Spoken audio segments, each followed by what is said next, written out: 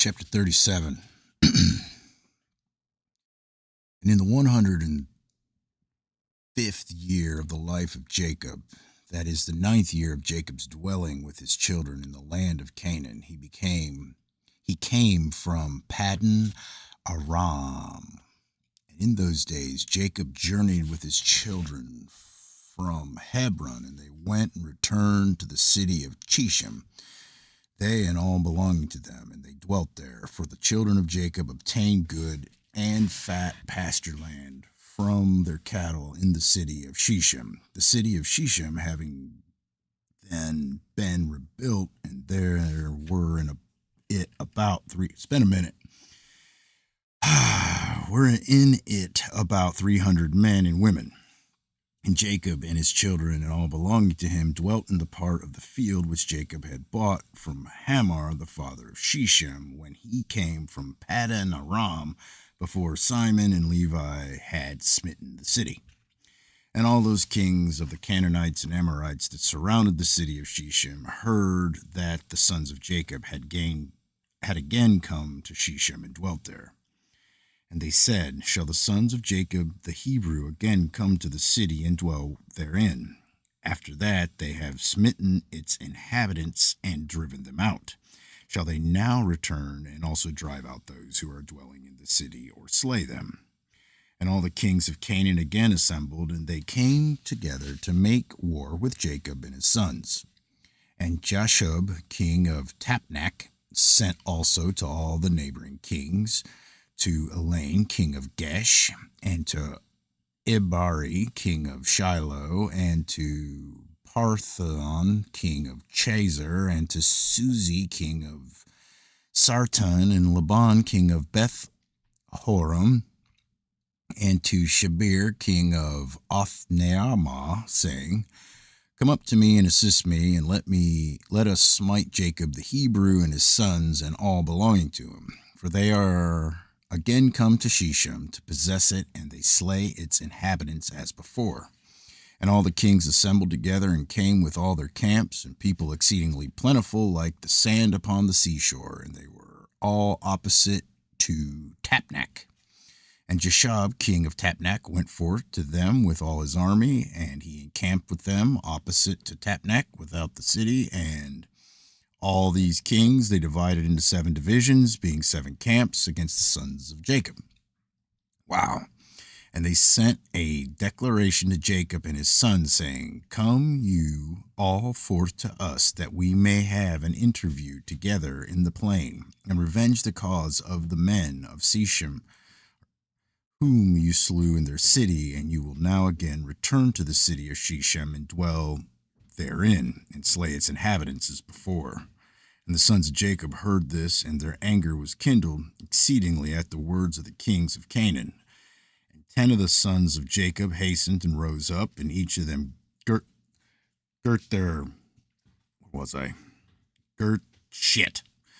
on his weapons of war, and there were 102 of their servants with them, equipped in battle array. And all these men, the sons of Jacob and their servants, went towards these kings, and Jacob their father was with them, and they all stood upon the heap of Shechem.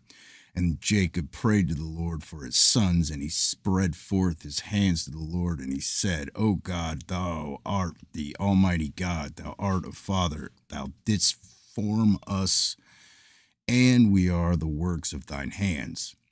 I pray thee, deliver my sons through thy mercy from the hand of their enemies, who are this day coming to fight with them, and save them from their hand. For in thy hand is power and might to save the few from the many. And give unto my sons, thy servants, strength of heart and might to fight with their enemies, to subdue them, and make their enemies fall before them. And let not my sons and their servants die through the hands of the children of Canaan. But if it seemeth good in thine eyes to take away the lives of my sons and their servants, take them in thy great mercy through the hand of thy ministers, that they may not perish this day by the hands of the kings of the Amorites. And when Jacob ceased praying to the Lord and took earth shook from its place, and the sun darkened, and all the kings were terrified, and a great consternation seized them. And the Lord hearkened to the prayer of Jacob, and the Lord impressed the hearts of all the kings and their hosts with the terror and awe of the sons of Jacob. For the Lord caused them to hear the voice of the chariots and the voice of the mighty horses from the sons of Jacob, and the voice of a great army accompanying them. And these kings were seized with great terror at the sons of Jacob, and whilst they were standing in their quarters, behold, the sons of Jacob advanced upon them with 112 men, with a great and tremendous shouting. And when the kings saw the sons of Jacob advancing towards them, they were still more panic struck, and they were inclined to retreat from before the sons of Jacob as at first, and not to fight with them. But they did not retreat, saying, "It would be a disgrace to us thus twice to retreat from before the Hebrews." And the sons of Jacob came near and advanced against all these kings and their armies. And they saw, and behold, it was very mighty people, numerous as the sand of the sea. And the sons of Jacob called unto the Lord and said, "Help us, O Lord, help us and answer us, for we trust in thee, and let us not die by the hands of these uncircumcised men who this day have come against us." And the sons of Jacob girt on their weapons of war, and they took in their hands each man his shield and his javelin, and they approached to battle. And Judah the son of Jacob ran first before his brethren, and 10 of his servants with him, and he went towards these kings. And Jasher, king of Tapnach, also came forth first with his army before Judah, and Judah saw Jasher and his army coming toward him, and Judah's wrath was kindled, and his anger burned within him, and he approached to battle, in which Judah ventured his life. And Jasher and all his army were advancing towards Judah, and he was riding upon a very strong and powerful horse, and Jasher was a very valiant man, and covered with iron and brass from head to foot. And whilst he was upon the horse, he shot arrows with both hands from before and behind, as was his manner in all his battles, and he never missed the place to which he aimed his arrows.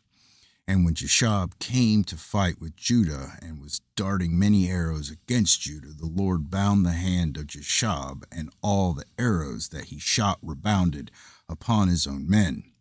And notwithstanding this, Jasher kept advancing towards Judah to challenge him with the arrows, but the distance between them was about 30 cubits. And when Judah saw Jasher darting forth his arrows against him, he ran to him with his wrath, excited might.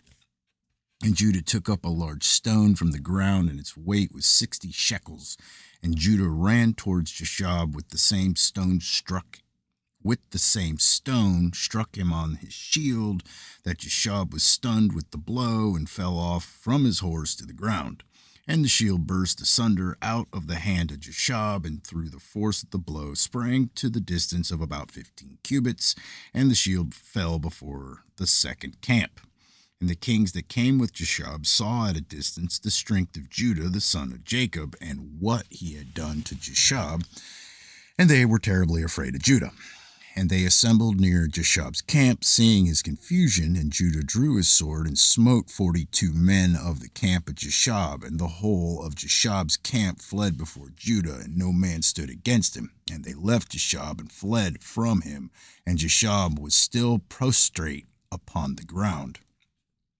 And Jashab, seeing that all the men of his camp had fled from him, hastened and rose up with terror against Judah, and stood upon his legs opposite Judah.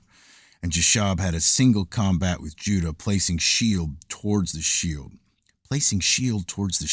and Jashab's men all fled, for they were greatly afraid of Judah. And Jashab took his spear in his hand to strike Judah upon his head, but Judah had quickly placed his shield to his head against Jashab's spear, so that the shield of Judah received the blow from Jashab's spear, and the shield was split in two. And when Judah saw that his shield was split, he hastily drew his sword and smote Jashab at his ankles and cut off his feet, that Jashab fell upon the ground, and the spear fell from his hand. And Judah hastily picked up Jashab's spear, with which he severed his head and cast it next to his feet. And when the sons of Nope. And when the sons of Jacob saw that Judah had done to Jeshub, they all ran into the ranks of the other kings, and the sons of Jacob fought with the army of Jeshub and the armies of all the kings that were there. And the son of Jacob caused 15,000 of their men to fall, and they smote them as if smiting at gourds, and the rest fled with their lives. And Judah was still standing by the body of Jeshub, and stripped Jeshub of his coat and of mail. And Judah also took off the iron and brass that was about Jeshub, and behold, 9 men of the captains of Jeshub came along to fight against Judah. And Judah hastened and took up a stone from the ground, and with it smote one of them upon the head, and his skull was fractured, and the body also fell from the horse to the ground. And the 8 captains that remained, seeing the strength of Judah, were greatly afraid, and they fled. And Judah with his 10 men pursued them, and they overtook them and slew them. And the sons of Jacob were still smiting the armies of the kings, and they slew many of them. But those kings daringly kept their stand with their captains, and did not retreat from their places, and they exclaimed against those of their armies that fled from before the sons of Jacob. But none would listen to them, for they were afraid of their lives, lest they should die. And all the sons of Jacob, after having smitten the armies of the kings, returned and came before Judah. And Judah was still slaying the 8 captains of Jeshub, and stripping off their garments. And Levi saw Elon, king of Gash, advancing toward him with his 14 captains to smite him. But Levi did not know it for certain. And Elon with his captains approached near, and Levi looked back and saw that battle was given him in the rear. And Levi ran with the 12 of his servants, and they went and slew Elon and his captains with the edge of the sword.